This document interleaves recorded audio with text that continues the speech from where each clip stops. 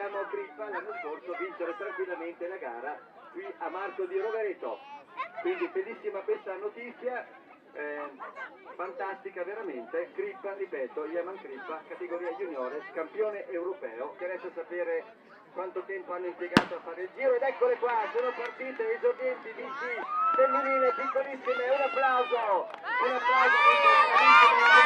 il gruppo numerosissimo. Praticamente sembra battere una volata, più che una corsa campestre.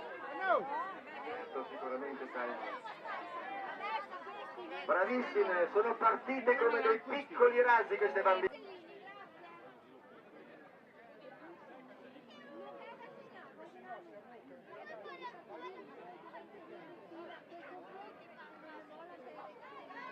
Ed ecco, attenzione, già arrivati, complimenti, velocissimi queste bambine, velocissime. Eccole qua, tutte in fila indiana.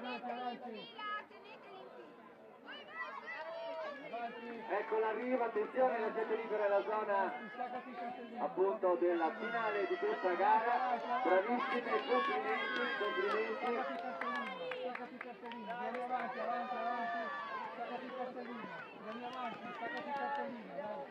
Ricordiamo che poi saranno premiate subito le prime 3 classificate di questa gara e a tutti verrà data una medaglia a ricordo. Ed ecco gli arrivi che si susseguono uno dopo l'altro. In questa gara hanno preso parte anche un gruppo di atlete dell'Unione Sportiva Marco, che gareggiano con il nostro Marco per quanto riguarda il centro sportivo italiano, ma per quanto riguarda le gare della FIDEL ovviamente con l'Unione Sportiva Quercia Trentingrana.